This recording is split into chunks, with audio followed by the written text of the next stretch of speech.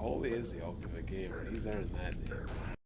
Holyone. A great guy, and his videos are fantastic.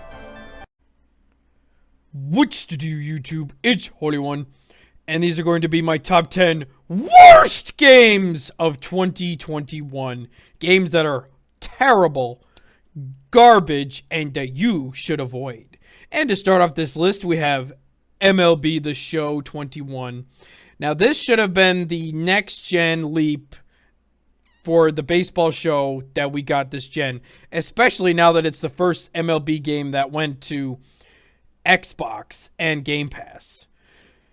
But it wasn't. It wasn't like the leap with 2K from 14 from PS3 to the next-gen console. It just wasn't that leap. It is not good. It is not different than the last one. It is straight trash. And you can avoid this. Even if though it's on Game Pass, you should still avoid it. At number 9, we have Second Extinction, which was an early access title. It's a cooperative 4-player online multiplayer hunt these dinosaurs game. Where it falls short is it's buggy, it's glitchy, it's super repetitive, and the dinosaurs can get OP as hell. I don't see the value in this game, especially for $40 for early access. This game needs a complete and utter overhaul if it's going to be worth playing. I would definitely stay away from this game until it is completely fixed, working, and actually has a difficulty scaler so the enemies can't just one-shot you, whether it's on the lowest difficulty or the highest difficulty. At number 8, we have Back 4 Blood, the so-called spiritual successor to Left 4 Dead, and it failed in every aspect. Start things off, the game is super repetitive, boring, communication with the other players is bad, and just to show how bad the game is, the player count went, and then Left 4 Dead went, so overall it is a mediocre game, and it is not worth the $40 asking price. I would definitely recommend going back and just playing the old Left 4 Dead and skip this bootleg version trash.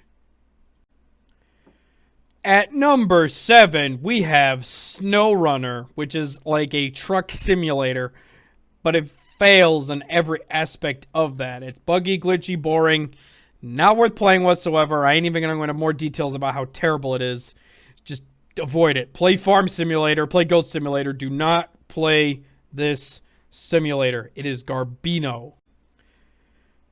At number 6, we have Oddworld Soulstorm, which I played on the PS5 when it came to PS Plus. Now, I knew right away when it dropped on PS Plus day 1, it was going to be Graphically, it looks bad.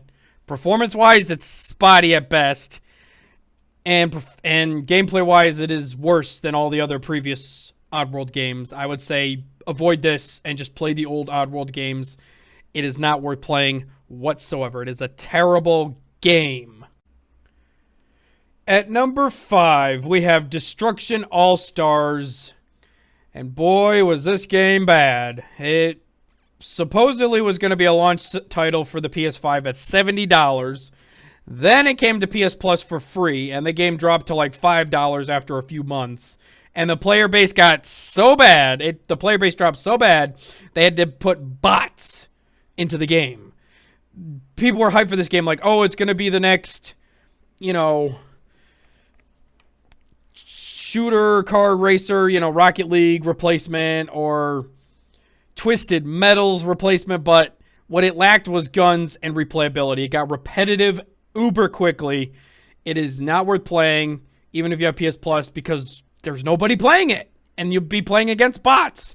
So it is literally the definition of a dead game. At number 4, we have Balan Wonderworld. And now this is a game that was overhyped by Nintendrones and fans of this kind of game. They were like, oh, the directors of Knights is making it. It's going to be so good. I said, guys, this game is going to be horrible. It looks bad. It looks like an unfinished product. And behold, it launched pretty much looking like a PS2 game, and that's literally what it looks like. and it runs horrible, especially on the Nintendo Switch. And it's got like the combat is really simplistic and the story is non-existent. It is a overall definition of a unfinished, horrible game. It is not even worth the asking price that it came out at $60. It's not even worth $1. It is worth $0. At number 3, we have The Gunk, or more like The Fuck? This game, I was kind of interested in. I was like, oh, it's like a platformer, but the game is so crappy that you're sucking up crap. It's that bad. And it is super short. It's got a story that is so bad that I'm not even going to go into details whatsoever. And there's like maybe 3 button controls. It is a horrible game. Not worth the $40 asking price, let alone even trying to download it on Game Pass. Just avoid this garbage, The Gunk, like the plague.